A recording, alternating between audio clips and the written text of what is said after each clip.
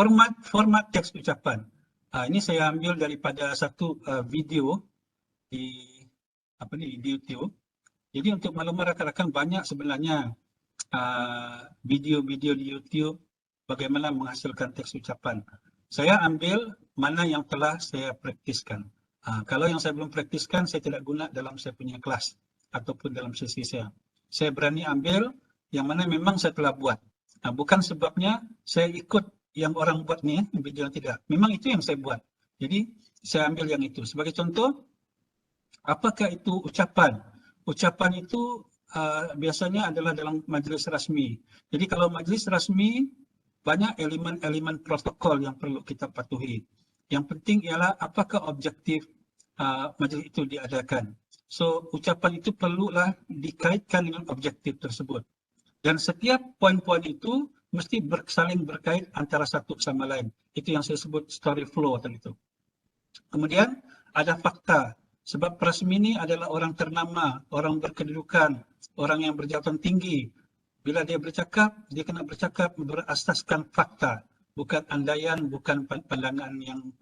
Boleh pandangan tetapi dia tidak panjanglah. Itu biar dia sendiri yang masukkan dalam ucapan. Tapi di peringkat kita penyedia teks ucapan, kita masukkan semua benda-benda fakta, informasi yang berfakta lah, ya.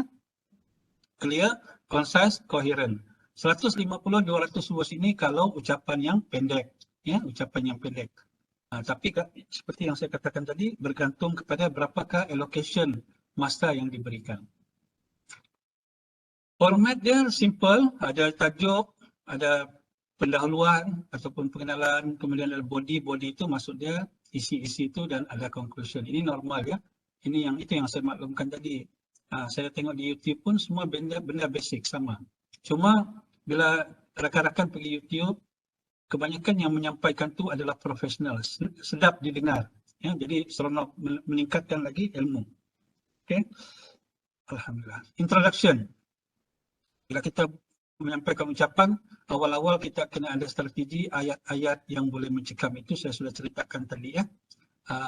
Penggunaan quotes, proverbs, fact, analogy and story and so on. Ini nanti saya terangkan. Kemudian greeting and personal introduction, ini biasa salutation, ya. Introduce the topic, ini biasalah, ya. Maksudnya ini saya sudah kupas. Tujuan saya tunjuk slide ini ialah ini saya dapat dari YouTube, yang mana mereka pun menggunakan pendekatan yang sama yang seperti yang saya buat. Cumanya cara mereka sharing itu menarik. Jadi saya sendiri pun selalu mendengar YouTube, ya, sharing dari professional speakers. Bagus sebenarnya. Kemudian menurut mereka, bila kita menyampaikan ucapan ni, kita jangan siding mana-mana dulu. Kita jangan buat keputusan dulu isinya tu. Kita, kalau boleh isi kita tu menunjukkan kelebihan dan juga mungkin menunjukkan kekurangan. Ya, biasanya perasmi ini dia tidak akan siding. Dia tidak akan siding mana-mana opinion. Dia mesti bersikap neutral. Jadi kita kena follow yang itu, bersikap neutral. Terpulanglah kepada audiens, kepada khalayak untuk mempercayai atau mempercayai yang mana satulah, ya. Dia open general ideas. Dan biasanya isi itu adalah isu daripada sudut apakah faktor, apakah kesannya, contoh. Kemudian apakah masalah, bagaimana menyelesaikannya. Ini adalah teknik dalam body membuat sesuatu ucapan, draft, ya, yang sangat general lah. This is the general ideas yang saya pun selalu guna pendekatan yang ini. The bottom line is, isi yang kita sediakan itu janganlah sampai kita seperti menyokong satu pihak ataupun mempercayai suatu perkara. Biar dia neutral, dia open the mind of the audience. Itu yang bagusnya. Tapi the final say depends on the persmi lah, biar dia yang ubah. Ya. Tapi di peringkat kita penyedia ni, kita jangan masuk ke aspek yang itu. Okey, ini lebih kurang tadi, ini secara grafiknya.